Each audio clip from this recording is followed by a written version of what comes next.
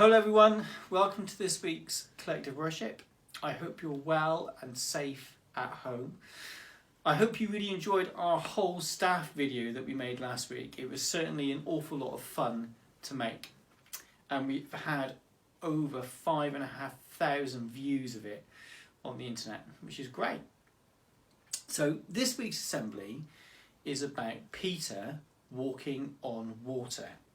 And we're going to link it to how Jesus can help you overcome your fears. Now, normally in an assembly like this, I'd ask you if you were afraid of anything, but obviously you're not here.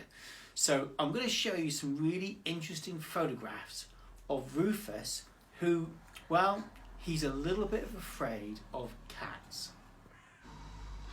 This is Misty, and Misty is a tabby cat who lives in Redruth. She's wild and doesn't have an owner, but she visits regularly.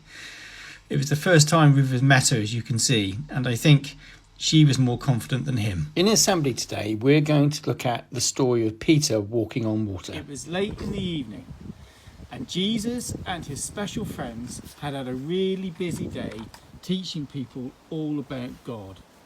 They were tired out, so Jesus said, Go on the boat and go to the other side of the lake. Jesus had seen the last person off onto the boat. He went up into the hills to pray. Night fell, and out on the lake, Jesus' friends were in trouble.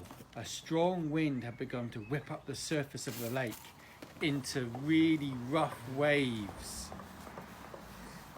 It was a struggle to hold the boat steady. Jesus realised that they needed help. So at about 4 o'clock in the morning, he went out to them, walking on water. Of course, Jesus' friends were very frightened when they saw him coming towards them across the surface of the water. After all, they knew only too well that human beings couldn't walk on water. Perhaps it was a ghost coming toward them. They screamed. Ah! Jesus heard their screams and called out to calm them down. It's all right, it's me. Is it you? If it is, tell me to walk on water. All right then. Peter didn't stop to think or to be afraid. He climbed off the boat and set across off in the water towards Jesus. But then he began to look around him, and he saw the high waves and felt the strong winds, and he realised exactly what he was doing. He was afraid and panicked. He began to sink. Help me, Lord, help me. Jesus stretched out his hand and rescued him. Why are you afraid? Why did you panic?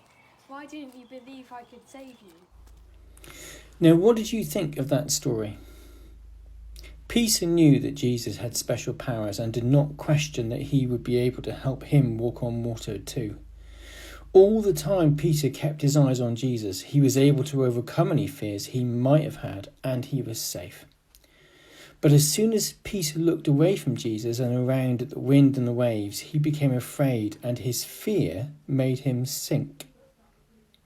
Now, I'm pretty sure God does not want you guys to practice walking on water.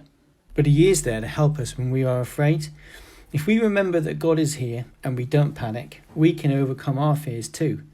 It's also a good idea to share our worries with other people, because this can also be a really good way of overcoming our fears. Now, this story made me think about our lifeguards, because at the moment they're not helping us keep us safe on our beaches. And I know that many of you have been using the beaches around Newquay because the weather's been so good. I also know that soon the lifeguards will be back. Please remember, stay safe wherever you are. I'm going to say a prayer.